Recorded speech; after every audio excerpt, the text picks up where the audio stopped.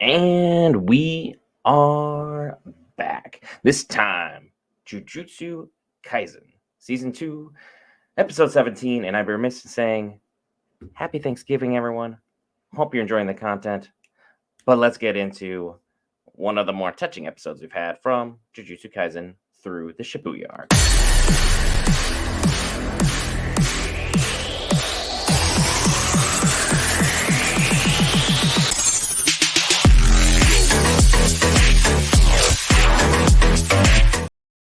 Hey guys, right here back for Geek Fans, where we cover all things Marvel, DC, Lord of the Rings, anime, video games, and more. This time, JuJutsu Kaisen Season 2, Episode 17, Right and Wrong. And if you're not already subscribed to the channel, be sure to go ahead and do so. We'd be thankful for that on this Thanksgiving if you are in America. Happy Thanksgiving to you. Anyway, let's get on with the show and talk about some of the things that we need to have discussed. And we need to discuss what's going on with Yuji and his mental state. Because look, the show did a great job encapsulating what's going on. His grandfather was the only person in the world that meant anything to him whatsoever. Grandpa's dead.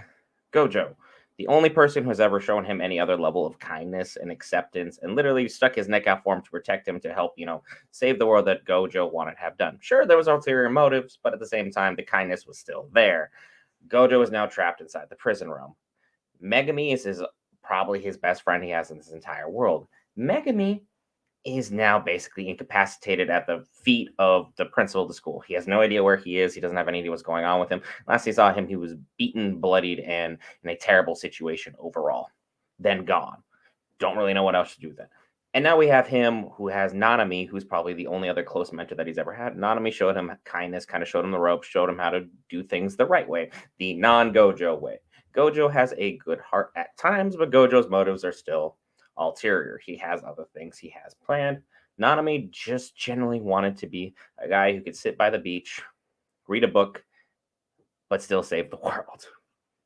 Ultimately, he decided to come back after everything that was going on because his best friend, and then honestly, if this best friend of his didn't die, Geto wouldn't have gone off the roller coaster, and neither would have Nanami. We would have had those two completely locked in, and none of this would have transpired the way that it has.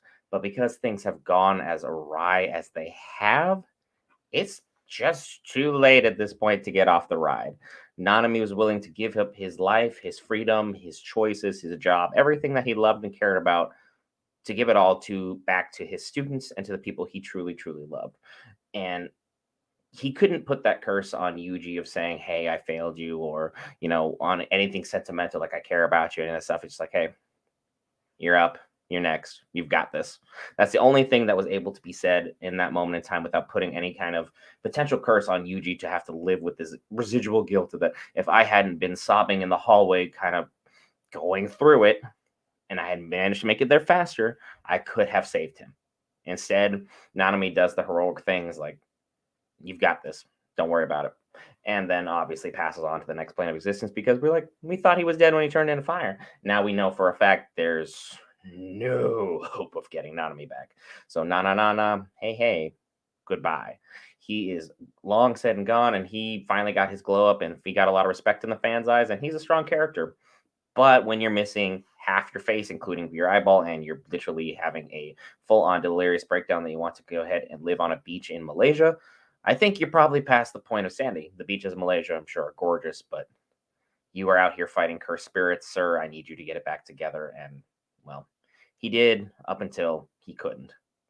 And we finally get to have Yuji kind of show some of why he is the main character of the show. We saw it kind of happen a little bit when he was fighting Chozo, but now we're going to see a little bit more breaking out of him searching deep within himself because look, his body has been through it. He fought Chozo.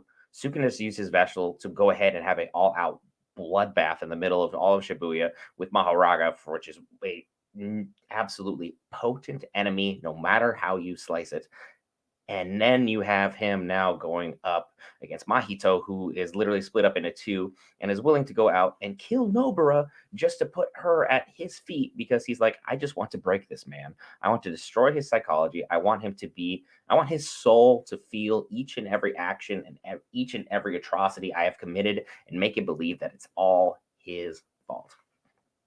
So that just kind of shows you where Mahito's head's at. That shows you where this arc is at. And they keep having these light and funny moments where the villains, like if you weren't paying attention to the show, the villains are the ones who are doing all the cutesy, fun stuff. They're hanging out at the beach, they're reading books together, they're going out and having lunch or brunch, they're going out and playing shogi. Like they are literally just hanging out, having a great time. And all the heroes you see are always when their face is down, they have a serious look in their eyes, and they're about to just do like absolute damage.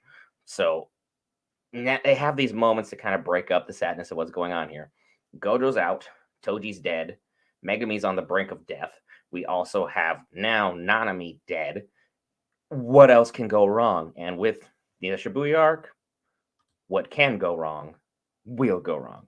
Be sure to hit that lovely red subscribe button if you've stuck around for the last 5.5 minutes. It greatly helps us out. If not, a like would be greatly appreciated. If not, I'll be seeing you guys later. I got a lot more content I'll be creating throughout the day for you, as well as we'll be recapping Invincible, the next episode, when that comes out.